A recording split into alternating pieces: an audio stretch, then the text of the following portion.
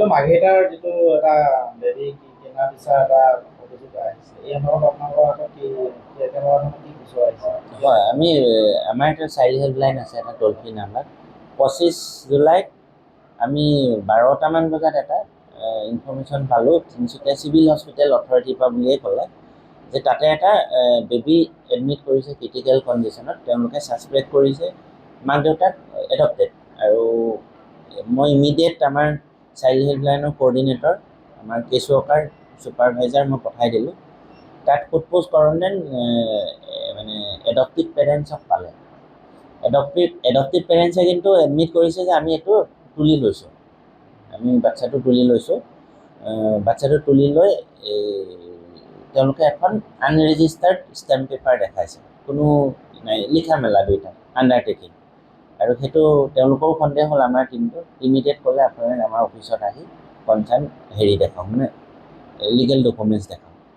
সেইমতে তেওঁলোক আহিলে, ইয়াতে আহি যেতিয়া সোধপোছ কৰোঁ, পিছত ওলাইছে যে তেওঁলোকে যি বায়'লজিকেল পেৰেণ্টছ তেওঁলোকৰ লগত যোগসূত্ৰই নাই।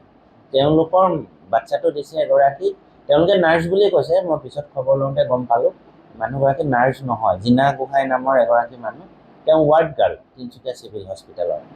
আৰু যাৰ বাচ্ছা জন্ম হৈছে বায়'লজিকেল মাডাৰ হ'ল ঋতু কঠালগুৰি বৰডুমচা। তেওঁলোকৰ আচলতে পিছত সোধোঁতে গম পালোঁ তেওঁলোকে বহুত লেটকৈ এবৰ্চন কৰিব আহিছিলে, তেওঁলোকৰ মানে ফেমিলি প্লেনিং নাছিলে। এই নাৰ্ছগৰাকীয়ে তেওঁলোকক মেনিপুলেট কৰিলে যে এতিয়া এবৰ্চন কৰিব পৰা নহ'ব, বাচ্ছাটো জন্মতে মই তুলি তালি ডাঙৰ দীঘল কৰিম। আৰু সেইমতে বাচ্ছা জন্ম হ'লত 23 তাৰিখে, বাচ্ছাটো জন্ম হৈছিলে 13 জুলাইত মাঘেৰিটা এফাৰু ৰাতিপুৱা। আৰু 23 জুলাইৰ দিনা বাচ্ছাটো সেই মানুহগৰাকীয়ে সিহঁতৰ মানে ক'ৰবাত চামুৱে লগ কৰি বৰডুমচা ফালে বাচ্ছাটো লৈ আহিলে। আহি বেলেগ এটা ফেমিলিক তেওঁ দিলেহি, ফেমিলিটোক দিলে সুবচনী তিনিআলিত। আৰু সুবচনী তিনিআলিত দি বেলেগ মানুহে গম পায় সেই বুলি সেই ফেমিলিটোক এই ৱাৰ্ড গাৰ্লগৰাকীৰ লগত 2 দিন ৰাখিলে। এতিয়া বাচ্ছাটোৰ কণ্ডিশ্যনটো অকণ বেয়া হ'ল। 25 তাৰিখৰ দিনা বাচ্ছাটো তিনিচুকীয়া চিভিল হস্পিটেলত এডমিট কৰিছে। তাৰপাছতে আমাৰ ইনফৰ্মেশ্যনটো আহিলে, আমি ৰেস্কিউ কৰিলোঁ বাচ্ছাটো। এতিয়া আমাৰ চিডলিচি জিম্মাতে সুস্থ হৈ আছে। আৰু আমি এটা FIR দিছোঁ, যিহেতু এইটো এটা ইলিগেল এডপশ্যনো হয়।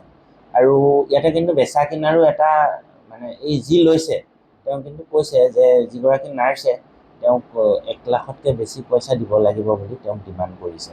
এটা বেচা কিনাৰো কথা এটা আহি গ'ল। সেইটো কাৰণে আমি এটা FIR দিছোঁ গোটেই ছিষ্টেমটোৰ ওপৰত। পুলিচে সোধপোছ কৰি আছে।